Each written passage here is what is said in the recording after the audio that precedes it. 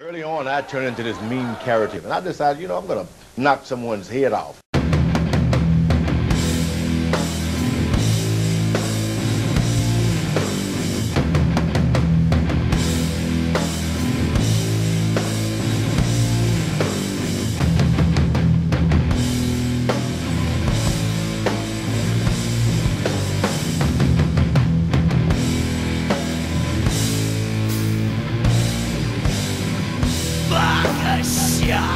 Foreman having a very good round. And he's got him with a right hand. Got him again. There it is, and he's over again. And he's got this fight. He looks so where he is, and over he goes again. Again, a left. Something to hang your head on. Over again. Can't be learned enough. We've got a new heavyweight champion of the world, and it's George Foreman. You would continue boxing even if you would lose over there. I beg your pardon. You don't think about losing.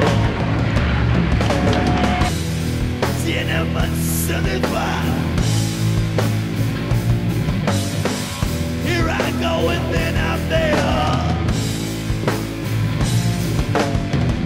trying just to hang on and on and on and on and on and on and on and on and on.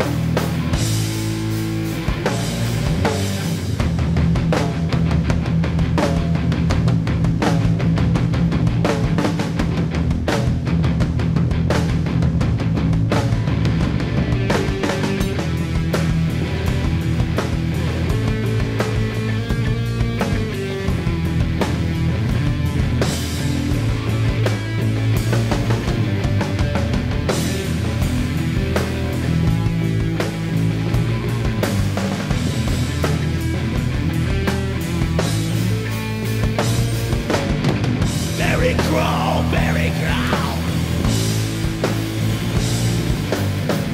Battle called the insurrection. Fought and wandered on and on and on and on and on and on and on and on. A mastermind climbing higher and higher. A mastermind climbing higher and higher and higher. Yeah. I remember my legs giving out on me, and I looked around and I said, hey, y'all, I'm fixing to... Before I could say die, I was gone out of this life. It was like a giant hand reached in and pulled me out of this nothing. And I started screaming, Jesus Christ is coming alive in me. Hallelujah, I'm clean. Hallelujah, I'm born again. Oh, they tried to hold me back. I said, I gotta go tell the world. Thank you, Jesus.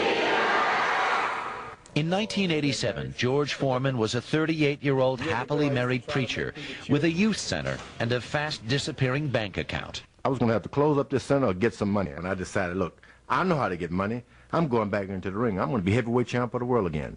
He had put his boxing gloves away 10 years earlier, so his decision was stunning. His return to the ring in 1987 was greeted with mocking laughter from the media. This is why I had to be in the most supreme condition of my life. Oh, and look at the left. Come up and slice the left. And Jerry Cooney's in big trouble. He's ready to go. And there he goes. 2, 3, 4. And he is badly hurt. 5. Now let's see if he's learned anything about how to survive, because he's got a minute and 8 seconds left. Oh, and that's it. And I don't think this fight's over. This fight's over. George Foreman blows away Jerry Cooney in the second round. And he came over here to ringside and winked. And Jerry Cooney is not close to getting up. A minute and 57 seconds of the second round. George Foreman makes believers of some. Bam and will to the stomach. Try to run on here, you sing like toad. Let's find it home, I'll be safe. It's time to see before the rain. The twilight of true fear. Those who made it, or those who need it. Do you know what I mean? Do you know what I mean? Do you know what I mean? Do you know what I mean? Do you know what I mean? Yeah, I didn't think so.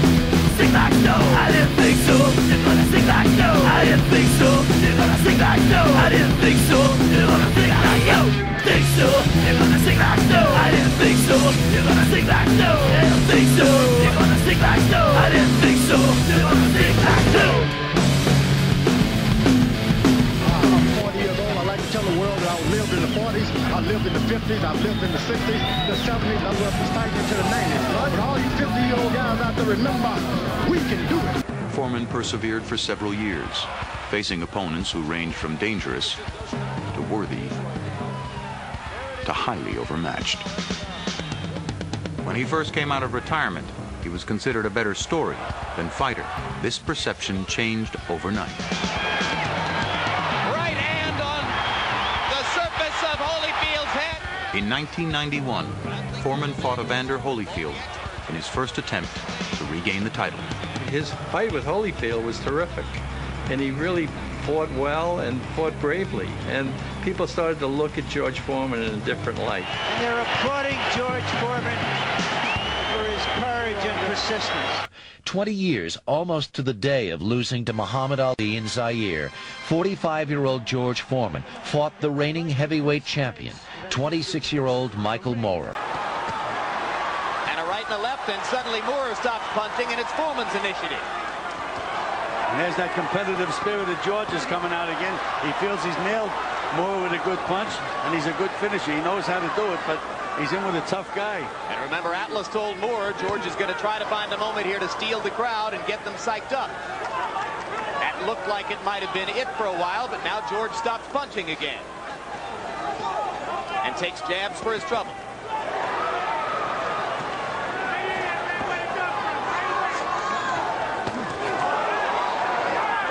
Foreman waiting in to set up a left hook, and another left hook.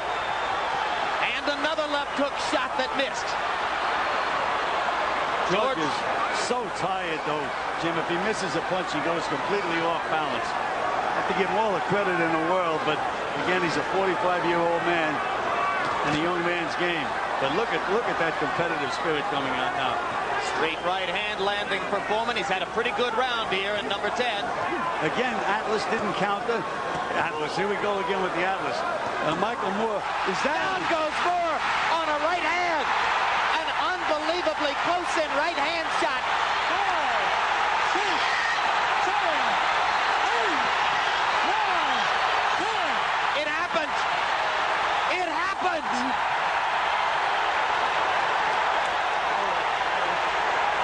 I can't believe it.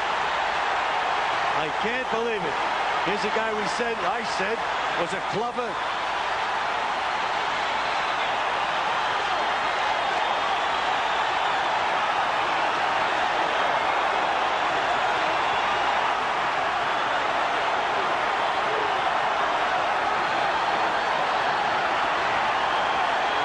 As referee Joe Cortez waved his arms over Moore, George Foreman knelt in prayer in the neutral corner.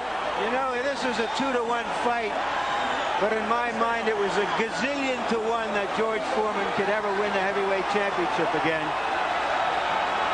This is a really remarkable achievement, and it has to stand on its own. The 68th man in 26 years to have fallen before the professional fury of George Foreman.